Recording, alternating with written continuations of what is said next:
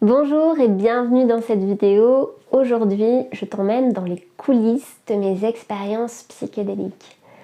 Alors, je voulais aujourd'hui te partager comment personnellement je fais des cérémonies psychédéliques dans le but de démystifier déjà ce que sont les psychédéliques et ce que sont les cérémonies psychédéliques et aussi de donner des informations dans un but de réduction des risques. Évidemment, je n'encourage personne à prendre ces substances. Ce sont des substances qui sont encore illégales en France. Donc je partage seulement mon expérience des cérémonies que je peux réaliser toujours dans un cadre légal, c'est-à-dire dans les pays où c'est autorisé. Alors il y a vraiment différentes manières de prendre des substances psychédéliques. Il y a la voie chamanique, où il y a un chaman ou un facilitateur qui va faciliter en fait la substance, qui va donner la substance à un groupe de personnes, et ça se fait dans un certain cadre, d'ailleurs qui est un cadre vraiment important à respecter pour que l'expérience se passe bien. Il y a aussi aujourd'hui notamment toutes les recherches de psychothérapie assistée sous psychédélique, ce sont des cadres plus académiques on va dire, où ça va être des docteurs qui vont faire tout un processus de thérapie où il va y avoir notamment une séance ou plusieurs séances avant la prise de substance, une prise de substance qui se fait souvent donc dans une pièce allongée avec quelque chose sur les yeux et un casque pour que la personne soit vraiment en introspection, et puis le thérapeute va être là en support. Et puis ensuite, il y a des voies d'accès plus personnelles où les personnes vont prendre des psychédéliques dans un cadre personnel quand c'est autorisé dans le pays où ils sont. Et moi aujourd'hui, j'aimerais te parler de cette voie-là parce que aujourd'hui, c'est celle que j'expérimente le plus.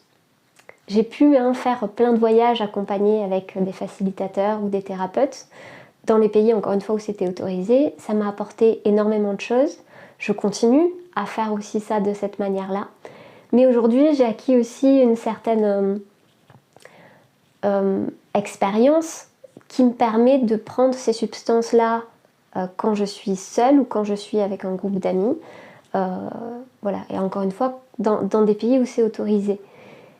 Et pour moi, ces explorations-là, et notamment les explorations personnelles, sont des explorations qui sont vraiment importantes et qui ont impacté énormément ma vie. Parce que ça m'a permis vraiment de me retrouver avec moi-même et de pouvoir expérimenter directement sans intermédiaire. Et ça a été vraiment une étape importante pour moi.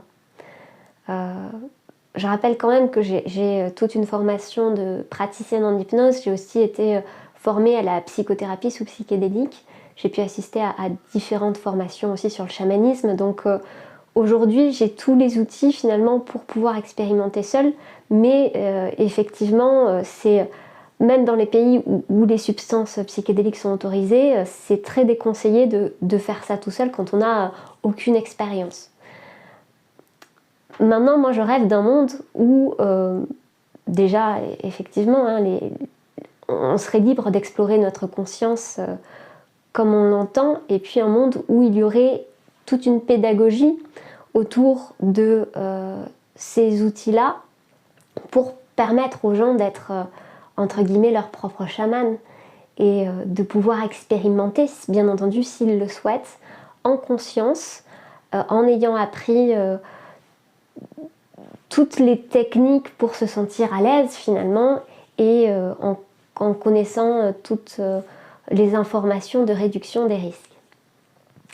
En tout cas, aujourd'hui j'aimerais vraiment te parler de ça, comment ça se passe pour moi quand je fais une cérémonie seule, parce que ça m'arrive assez régulièrement. Enfin, je dis assez régulièrement, c'est pas vrai dans le sens où pendant presque 2 ans en fait, j'étais avec mon ex-partenaire avec qui on a beaucoup expérimenté à deux, et j'ai finalement peu expérimenté toute seule. D'ailleurs, si tu le souhaites, je te ferai une vidéo sur les psychédéliques en couple. C'est un sujet qui est vraiment passionnant et en tout cas moi qui a transformé complètement ma relation amoureuse. Donc je t'en parlerai sûrement dans une autre vidéo. Pense à me le mettre en commentaire si ce sujet t'intéresse. Mais en tout cas, avant de rencontrer cette personne, je faisais je faisais assez régulièrement de cérémonies seule, et c'est quelque chose qui a vraiment transformé ma vie. Alors comment ça se passe finalement une cérémonie quand on fait ça seul? Déjà, c'est très important de trouver un espace. Enfin, pour moi, je cherche toujours un espace où je me sens en sécurité. C'est-à-dire que je vais plutôt faire ça dans un appartement ou dans une maison, si possible. S'il peut y avoir un espace ouvert sur l'extérieur, c'est mieux parce que ça me permet aussi de pouvoir me connecter à la nature quand je suis dans ces états-là. Et voilà, c'est quelque chose de magnifique de pouvoir expérimenter ça en extérieur. Donc pour moi, l'espace est vraiment important. Et je porte une attention particulière à tout ce qui se trouve autour de moi. C'est-à-dire que déjà, c'est important que l'espace soit rangé, qu'il soit agréable, que je me sente à l'aise dans cet espace-là. C'est ce qu'on appelle le setting, l'espace dans lequel on va faire une cérémonie. L'environnement en fait. Et l'environnement est très important parce que quand on prend des psychédéliques, on est dans un état de suggestibilité accrue. Donc on va pouvoir être très très influencé par notre environnement. Donc le setting, c'est quelque chose vraiment de très important. Ensuite, quelque chose d'hyper important, c'est ce qu'on appelle le set, c'est-à-dire ton état émotionnel. Comment tu vas vers l'expérience, comment tu te sens en fait avant de prendre la substance. Et ça, c'est vraiment fondamental, surtout quand on fait ça seul, parce qu'au final, on est la seule personne à s'auto-influencer dans l'expérience. Donc, si je me sens mal, je ne vais pas faire de cérémonie. Et c'est aussi avoir vraiment la conscience de comment on est intérieurement et accepter que y a des fois où c'est pas le bon moment. Donc ça, c'est vraiment fondamental. Donc le set et le setting. Et puis au-delà de ça, il y a un point dont j'ai parlé lors du sommet des trans et médecine psychédélique, c'est ce qu'on appelle la ritualisation. Pour moi, ritualiser, c'est vraiment important parce que ça me permet de me mettre dans un état intérieur particulier. Donc, tu vois, par exemple, je vais utiliser de l'encens, je vais me répéter certains mantras ou certains mots qui sont importants pour moi. Je vais mettre de l'attention et de l'intention dans ce que je fais. Je peux même avoir certains rituels très concrets. Par exemple, ce que j'aime bien faire, c'est écrire, par exemple, tout ce qui peut être limitant pour la séance, et puis brûler le papier. Ça, c'est quelque chose qui... c'est finalement un acte presque magique, qui donne un message à notre inconscient pour dire « Ok, ça, on n'en a pas besoin là maintenant, ça peut être mis de côté, et on peut se tourner vers autre chose pour cette séance. » Donc tout ça, toute cette attention-là, elle est vraiment importante, surtout quand on voyage seul. Après, ce que j'aime bien, c'est vraiment déterminer mon intention de voyage. Et l'intention, elle va vraiment dépendre de ma situation du moment. Parfois, ça va être thérapeutique. J'ai quelque chose à transcender, donc ça va vraiment être l'angle de la session. Parfois, ça va être simplement pouvoir me connecter à moi-même et connecter à des espaces divins à l'intérieur de moi. Ça peut être ça aussi. Parfois, ça peut être simplement de l'exploration. Donc c'est vraiment important de, je pense, déterminer pourquoi tu es là. Pour donner en fait une direction au voyage. Parfois ça peut être aussi, il n'y a pas forcément d'intention, l'intention c'est d'explorer et de voir ce qui vient. En tout cas, le plus important c'est de savoir pourquoi on fait ça. Et de le faire en conscience. Pour moi, c'est vraiment, vraiment important. Puis, une fois que ça s'est fait, le voyage commence. Alors, ce que j'aime bien faire aussi, c'est m'habiller d'une certaine manière. C'est-à-dire me maquiller d'une certaine manière, porter certains vêtements. Vraiment, j'ai envie que ce soit un espace de connexion à moi-même où je me fais plaisir.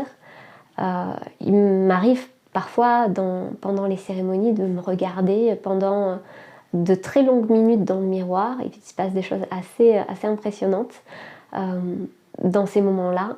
Et l'esthétique est aussi vraiment importante parce que sous psychédélique, ouais, l'esthétique change. En tout cas, souvent, on peut voir les choses de manière magnifiée. D'autres fois, on va voir les choses de manière moins jolie. Ça peut arriver aussi. Mais je porte une attention particulière aussi à l'esthétique parce qu'on est très suggestible dans ces états-là et ça va avoir son importance. Donc voilà, ça c'est vraiment toute ma préparation. Et ensuite, je t'en parlerai dans une autre vidéo, mais en tout cas, moi souvent mes cérémonies passent par des moments très corporels. Notamment quand je prends des champignons qui sont vraiment la substance que j'aime le plus, en tout cas avec laquelle je me sens le plus à l'aise, je vais avoir envie souvent de m'étirer, de bouger, parfois même de danser. J'adore danser sous psychédélique et c'est vraiment un moment de connexion à moi. Je t'en parlerai dans une autre vidéo pour pas que celle-ci soit trop longue, mais il peut y avoir aussi pendant ces cérémonies-là des chants, des moments où je vais pleurer, où je vais crier, où je vais rire. C'est vraiment pour moi un espace de liberté et de libération où je me connecte à moi, je me connecte à toutes les émotions qui me traversent et je les expérimente et je les vis concrètement. Il y a vraiment cette notion pour moi de fluidifiant émotionnel. Pour moi, prendre des psychédéliques, ça permet de fluidifier quelque chose dans ma psyché, dans mes émotions, et de ne pas m'attacher en fait à des schémas qui se seraient un petit peu trop figés. En tout cas, ouais, j'ai vraiment cette sensation-là de fluidifiant émotionnel.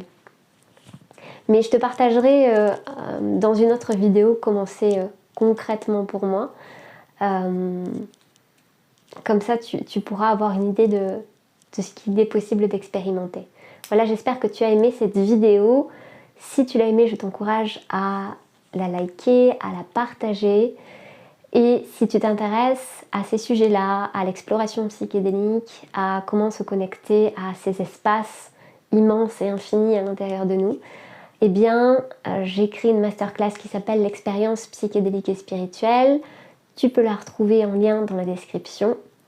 Et je t'indiquerai également comment il est possible de vivre des expériences psychédéliques et spirituelles sans substance, de manière complètement naturelle, car effectivement il existe d'autres voies d'accès en fait vers ces états-là. En attendant, je te souhaite une belle journée et je te dis à très vite dans une prochaine vidéo.